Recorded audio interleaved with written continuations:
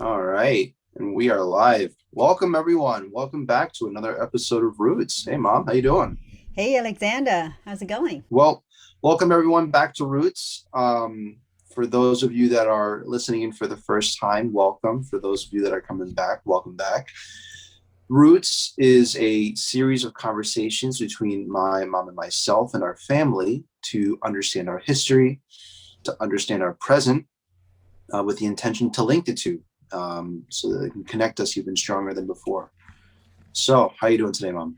I love it. I love the connection. Every time I talk to you, I just feel like I'm able to pass down a little piece of the history to you, and it makes me happy.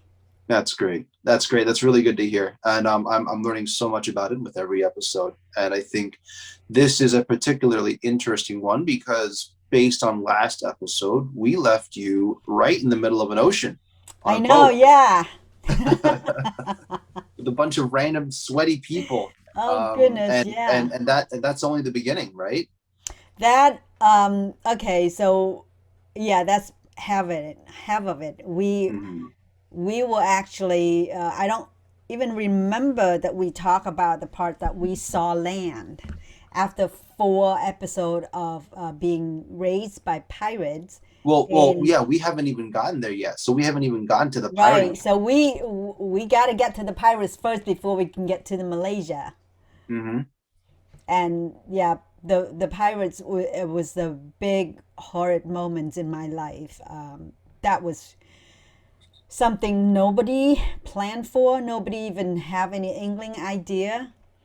So that was took us totally surprise. Yeah, Not a and good way. honestly, this is obviously a very sensitive topic. So only speak to this stuff to the extent that you're comfortable. I don't feel like I don't want you to feel like you are having to divulge more information than you would like. But I think that this is a really pivotal experience that changes a lot of the way of how you perceive things, right? Mm. Because um, in those instances, you fear for your life. You really fear for, am I going to get taken? Am I going to get shot? Am I going to get thrown overboard? And I think that this is one of those experiences that hopefully I will never have to come across. I You know, hope I'm not, yeah, really. I'm in a very different environment. I'm in a very different situation, and I've definitely done some stupid things that have, put my safety into jeopardy. But nothing across like someone that is there standing in front of you with the intent to kill, like to say like, yeah, like if it comes down to you or me, like I have the means to kill you. And I'm Yeah. just wondering if you could speak to what that was like for you. And, and And I wonder those pirates are really intent to kill because just to satisfy um, their cruelness. I think if they ever done anything, yeah, one is the intent to overpowering you. Secondly, I think they are afraid too. I think they're very really, afraid, yeah, because they are just as illegal acting as anything. Like mm, if they get caught internationally by any of the parole boat or the coastal guard, they will probably would be in a deep trouble because most of those pirates were actually, from what I learned, are mostly fishermen that mm, disguise as they were fishermen, and it makes a whole lot faster money by intimidating people, and a lot more money than you go fishing. right. But yeah, so all this whole pirate things, I don't think that either my mom or dad really have prepared for it.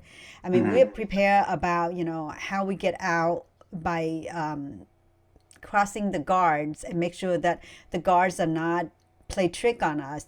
Have some other coastal guard that took us back in. It's just like there's a lot of chances that you get tricked and you get scammed. But somehow, and we prepare for that. We prepare a lot for the local official, the local government people. And Hmm. once we got to the open sea out to the Gulf of Thailand, we thought that, oh my God, there must probably a lot of big boat, merchant boat parade out there that we definitely gonna bump into some of the boat to rescue us. Like many Right. glory story that people send homes, like, oh, we got rescued by the German boat, we got rescued by the Singapore boat, we got rescued. A lot of, international crossing, there's a lot of big ships and a lot of boats, but we didn't get any of those luck.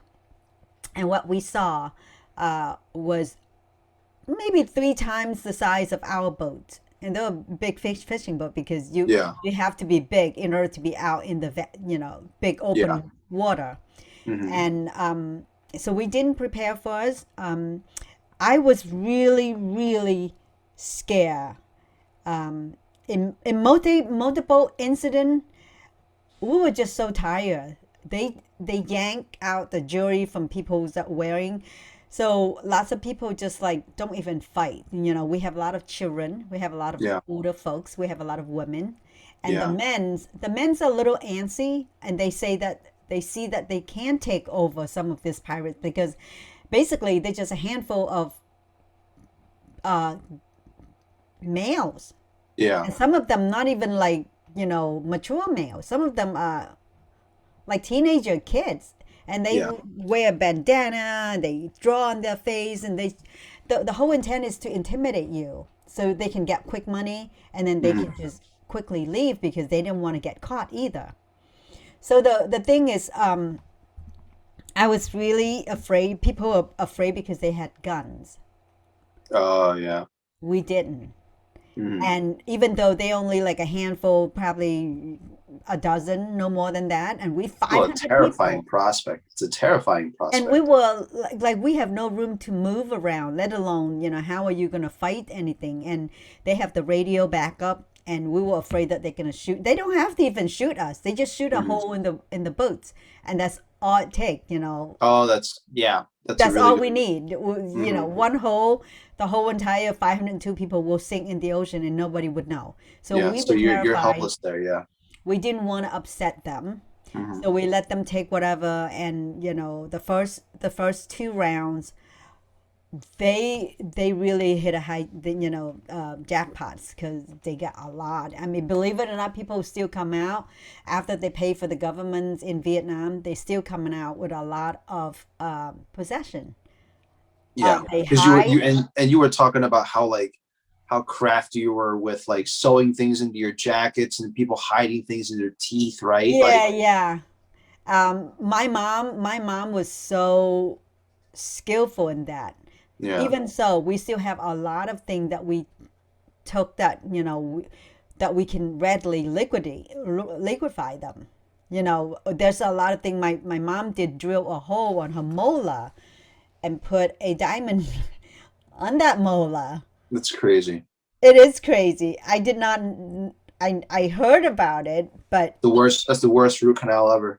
oh my God. I mean, she's already have, the nerve is already dead. So she just did a crown or some sort. She just Jeez. Yeah. put the diamond in there. And that, I Mhm. don't think that she took it out until she got to the United States, because there's no form, no way to take it out.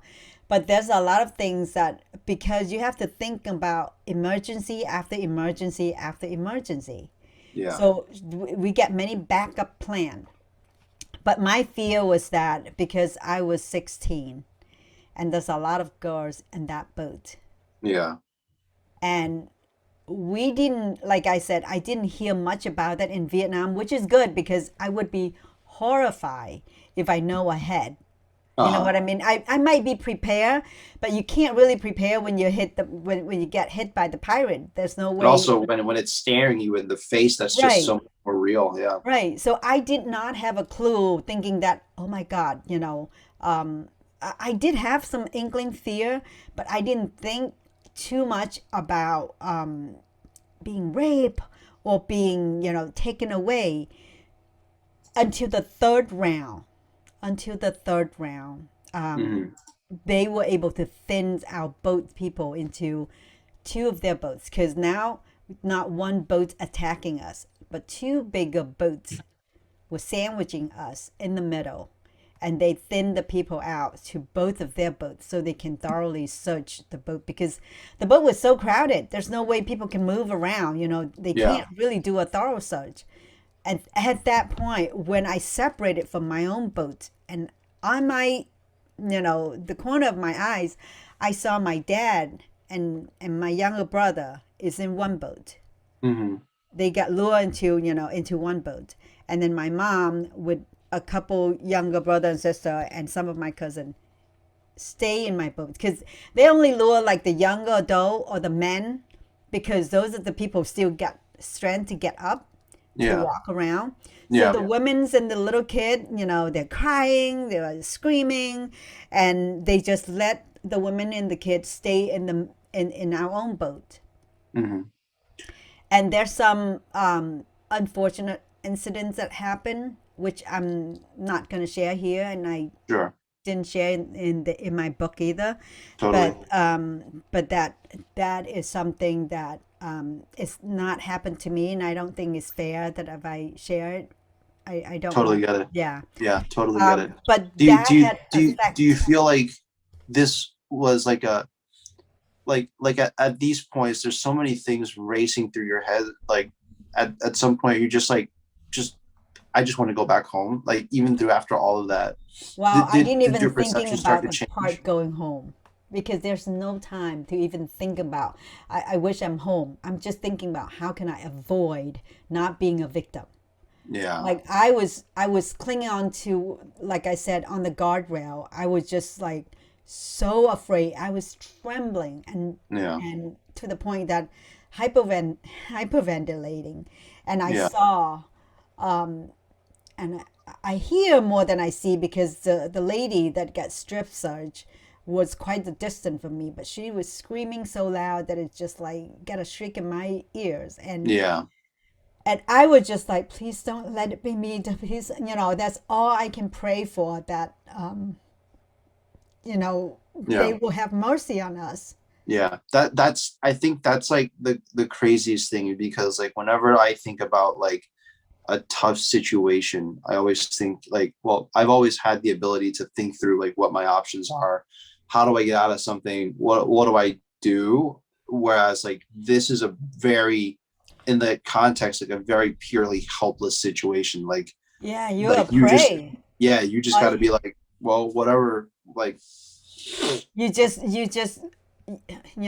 like the cat and the mouse, right? You are the mouse and you are being captured by the cat, and you just have to wait for the mercy, and sometimes the cat like to play with it and tossing you around, and geez, yeah, sometimes they let you go and sometimes they'll eat you. yeah, So you just don't know which situation, but my fears of all fear is they gonna humiliate me in front of a yeah, lot of other people. yeah, So yeah, a lot of things that raced through my mind at the time, and like I said on my TEDx talk, that one of the younger kid, he's about my height, and I'm not that tall. I'm yeah. 16 at the time, but I'm petite. And this kid's probably about 12 because he still got a baby voice. He's still got his puberty is not quite there yet, so you can still hear that he's got a boyish voice. Hmm. And he screamed at me something, and then I hit a gold ring out of my tongue, and he just slapped me in my face, and it was really scary. And I was like, I better not get him mad because I'm not afraid of him because he's a little kid and I don't think he's going to do anything bad to me. But there's other men's in there, Yep. and you just do not want to poke the bear. You Yep. don't know, you do not want to be standing out. You just want to make sure that you are blending and you are invisible. And Especially that when that was, bear is a pirate. Yeah. yeah, yeah. So it was scary, and then I was just holding my breath until the moment that they done searching, and they Yeah. released us back into our own boat, and we That's got to were, be such a feeling of relief, oh huh? my God, it was so. I can't describe the feeling because it was getting dark. And if they Mm. take you to any remote island and you are away from your parents, so there a lot of story that being told that women being captured and never saw their parents and never saw the daylight, Hmm. done, disappear. And there's no way that anybody can find you because once they take you to the jungle or to any remote place, there's no way anybody can find you. And that's the Yeah. most fear that I had at that time. Hmm. It was, I have to say that thank God that he looked over us. And by the time they done, they put everybody back into the boat, and we were exhausted from Yeah. crying, from being terrified, and we didn't care about what we lost at that moment anymore. It's just like, are you okay? Just You have know, each other. Yeah. right, right, Like it's like quasi cliche in the sense, but really the most like base fundamental like emotion of that. Like I can't even think about what that's like. I mean, experiencing that give you any sort of resolution or resolve for moving forward in your life? Like, was that something oh like yeah. So what did you take everything from else become a pirates in my life after that. I feel like, really? I feel like it's scary. um I let the pirate of life rob a lot of things in my earlier years because of fear. Hmm. Fear of being stand out, being seen, being heard, being visible. Hmm. So there's a lot of fear that things that it's a lot of PTSD also, Yeah, of that course. you don't know that it affecting you a lot in your life. Uh-huh. And whether people get encounter real pirates or not, we all have pirates in our life. The pirates of time, robbing your productive time. Hmm. The pirate of being afraid that people will judge you. The pirate that being afraid of say something, or be seen. There's all different kind of metaphor, but I think the pirates in that stage had always reappear in my life as a different form. Yeah. Well, and I think it's very interesting because I think your very specific instance is just like don't stand out, don't become the center of attention, like stay on the sideline and figure it out from there. It's very different from my upbringing where it's like you have to be noticed, you have to Yeah, figure out like how you're going to be like the focal point, like the center of right. attention, the best at whatever it is that you're doing. um and do you feel like watching me try to do that was setting off any alarms for you? No, I'm actually training you to do that. That's why in your 11th grade in your junior year, that's why I pushed you to be launching the Toastmaster Gavel Club in your school, because I do not want you to be me. I'm Sure. actually I'm actually see that the disadvantage that of that fear that has done to me, and I really want to push you out of being comfortable. And I'm really glad that Wow. you like to play piano, performing piano in front of a large crowd of audience. You're not afraid, because that for me and for your daddy, that would be a terrifying thing to do. Being seen under the spotlight, that's something that we never thought that we would be able to do. And the first thing, when we have you, is that I really want you to be comfortable, to be in the spotlight, to speak your voice, to do the things that you are proud of, or I'm proud of you. And when you were able to play piano, and when you were 3 years old, performing on the stage by yourself and have no fear about it, and I was like, oh, mission accomplished. And I hope you have carried that until when he's adulthood, The, because another thing that really puts all of that into perspective is like you're literally trying to make a career doing something that you have a traumatic history about, like that. I didn't think about this until now, but like you have a lot of fear around being, and there's basic fear where it's like, oh, I'm nervous about getting up on stage and talking to people, but it's like, oh, I'm nervous about getting up on stage and talking to people because, and I have this really traumatic history with, being visible and being public, that is, you know And another immense handicap. and That's not I just never thought that, of that way. not That's just the crazy. pirates incident. It's not even only the pirate incident. It's being raised in the family of my very disciplinary dad. Yeah, there's so many We're factors. not allowed So to many. like ask question. Well, it didn't say that you can't ask question, but you know that if you ask question, you get scolded or you get punished. Yeah. Or, things that you learn, you don't speak. You just taking order. So already that one front, I was so well trained about not arguing back, even when you're right. You don't debate with your parents. Mm. So that is already my life upbringing about not speaking up. Not you can be seen, and sometimes you don't want to be seen either, because you if you are being seen in the wrong place, you might get in trouble, because when daddy's frustrating and get pressure or certain things, he might taking out on you. So you're trying to be in a place that you don't have a voice, you don't have an appearance. It's most safe. And for me, when much later in my career life, I picked a career that I didn't really have to speak. I didn't Yeah. have to do anything that is visible. Me and my solo place in a room to do my things. And I wasn't happy because that's just not me. Okay. But I get the impression that, that's a safer place. Um, so yeah, that's much later on. And yes, that pirate is a very, very large symbol in my life, because I Mm. felt like, I'm not going to let it rob from me, you know, because of the fear. Yeah. Totally.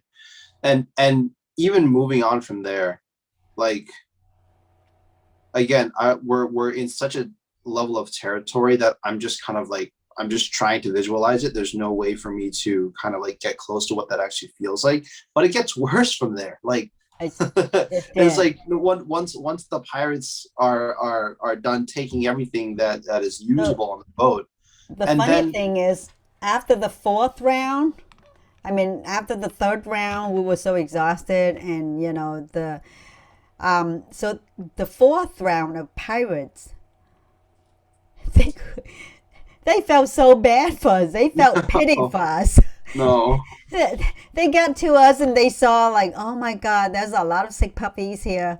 Everybody is vomiting, and after that, it was like the third day or the fourth day in the high sea, and they felt pity for us, so they actually gave us a little bit thing to drink, not a whole lot. They just, okay, here you go. I don't think you guys have anything for me to rob, so here's some yeah, water, here's some kanji, just disappear. it's a really sad pirate attack when the pirates that came to rob you actually give you some stuff.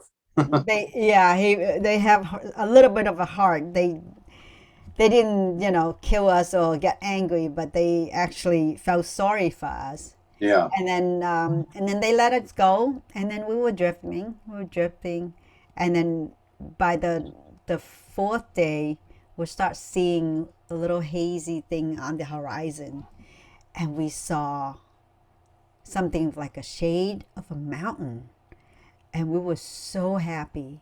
Oh my God. I mean, at that time, I was super thirsty, super tired, and not just me, pretty much everyone. I mean, to the point that we can't even express our happiness. It was like, we're gonna be safe. Yeah. I think I want to hear more about the hunger and the thirst, especially the thirst, because I tell you about did I tell you about the fasting experience that I tried to do? No. So I mean, part of it was just like I wanted to see what would happen, but part of this was also like I wonder what in some way I can try and emulate this experience. But Wow. I had done a week-long fast to try and figure out, well, what did mom and dad feel like um, Wow. going through this. And I so, did not and know that. it was a pretty generous program. So like I just didn't eat for a week. I had a cup of coffee, a cup of green tea, and a multivitamin each day, and then I just drank as much water as I wanted. And through logging that experience, I felt what like a really empty stomach was like, kind of like understanding what hunger is like. But obviously, it's in a very comfortable condition. And there's the fact that, I mean, I can drink as much water as I want. And I was wondering if you could tell me more about how that felt for you in on that Uh, it's really condition. hard to describe because fear took precedent of everything. Oh, Um, you are afraid that you're going to sing in the middle of the night in the darkness because there's no lighting on the boats even. So when the sun go down, there's pitch black.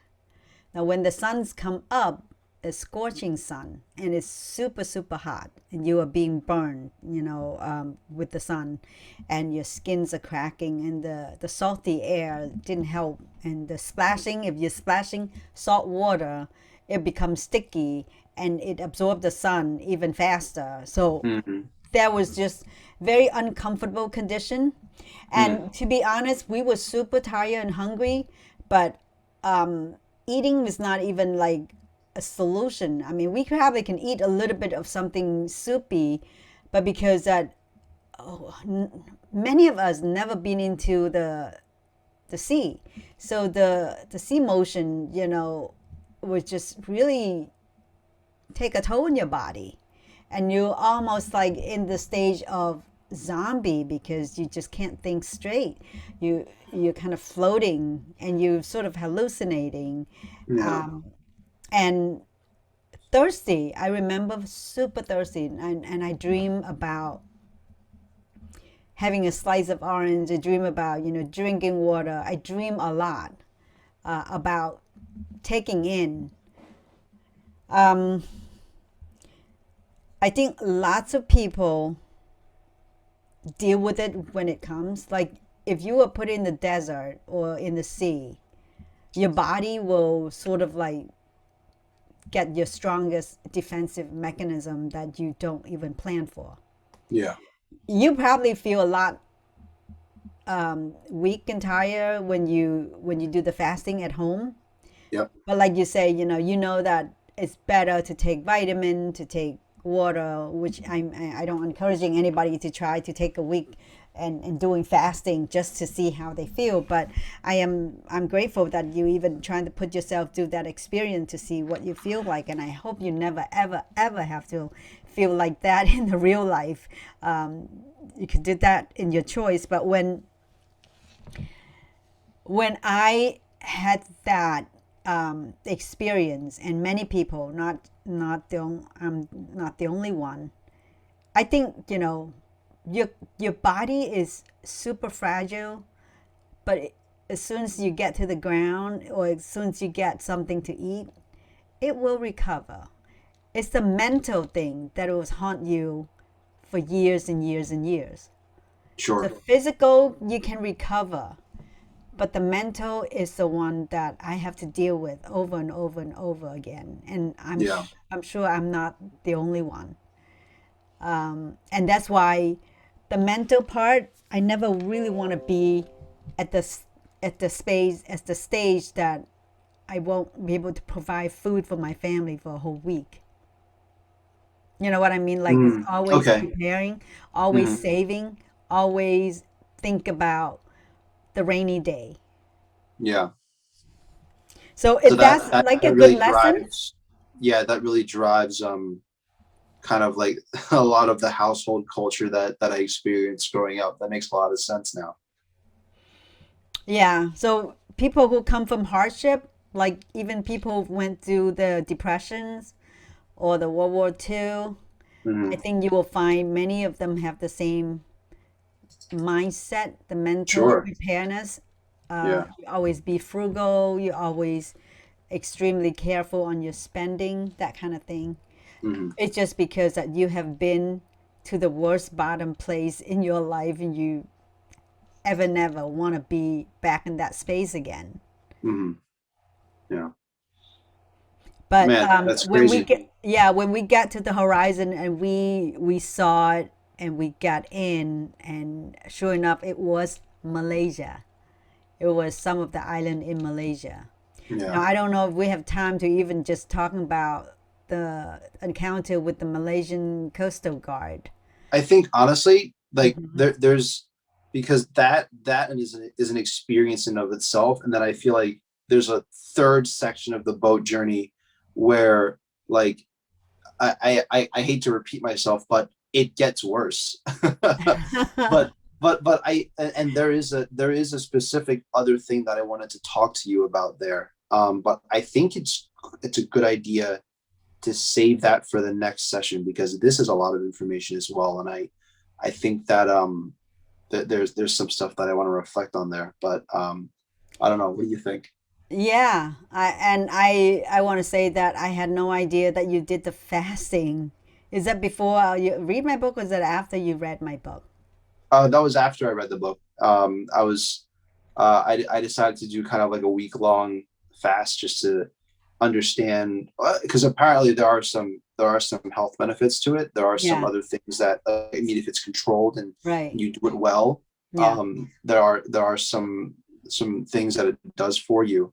But I was generally just very curious to be like, well, what's gonna happen if I don't eat for a week? Like just what's gonna happen? Like how am I gonna feel? Right. And Well, I so appreciate that. I appreciate you telling me because I didn't think that it just really I really appreciate. That's all I can say. That you even just do that, even just to think about put yourself back where I was 40 years ago. That was just amazing how yeah. And thoughtful then when I you think are. about it, it's like, all right, so what if I had to do that while I was on a boat? And oh, what if the boat was in the ocean? And it's like when you Right. piece it together, it's just like, all right, I mom's really cool. She's really strong and she's really cool. I'm never gonna get there. So You know what? Let's say that hopefully you never ever have to get there. But you know that if any crisis, your body, your mind will prepare for it, and you will fight just like I did, just mhm, like tens of hundred other thousand people that who did the same thing I did yeah. to cross out the ocean. And I hope that many of those people's children be able to read their story and understand them like you are trying to understand me. Mhm, And that would be the most beautiful things, because when you have that understanding for each other, and somehow, you know I'd like to see myself in you, in some scenario. So the only way you can get the love to expand is to compassion, and the only way you have compassion is when you understand what the other person have gone through. mhm, And for me to understand you, I think is a little hard too, because for me, it just doesn't make sense. Like, why you want to put yourself in jeopardy when you don't have to, yeah.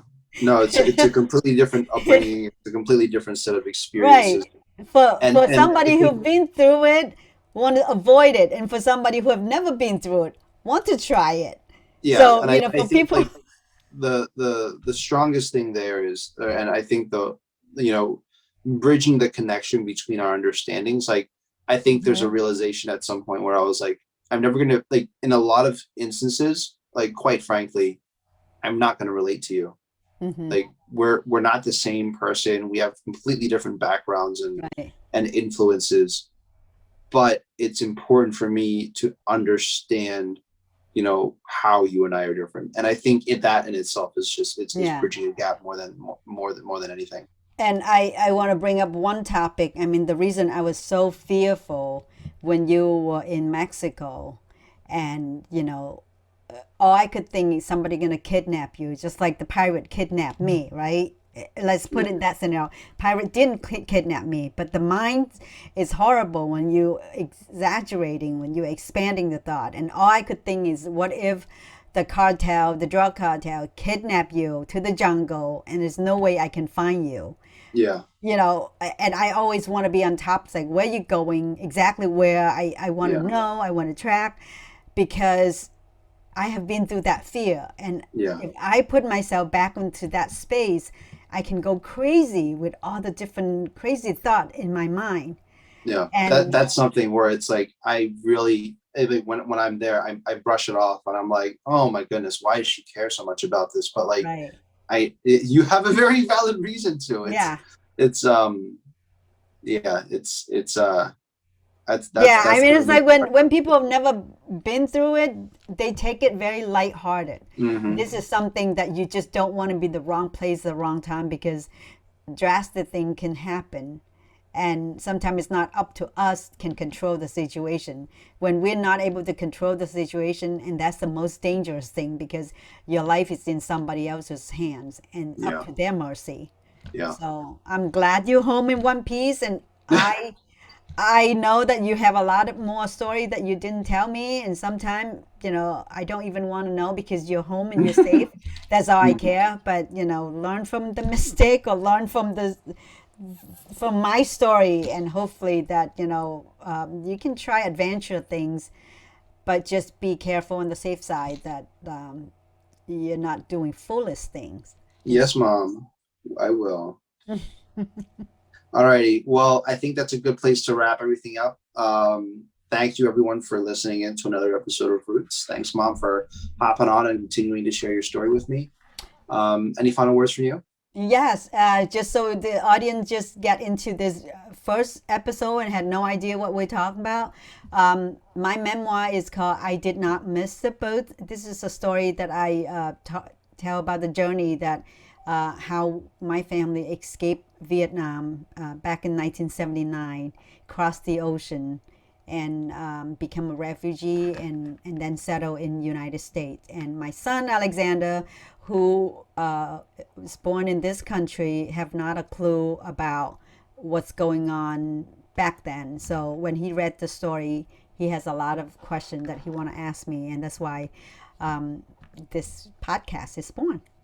So I hope that if you have a refugee story, an immigrant story, a story that you don't understand about what your parents been through, or what your kids been through, even if you are parents my age, and you want to dig a little deeper to know who your children's are, it would be a great conversation to have about your roots, your family history, and that's how we're gonna bridge that gaps of two generations. All right. Thanks again, everyone. Thanks, Mom. Have a good one. Thank you. Have a great one. Bye. Bye.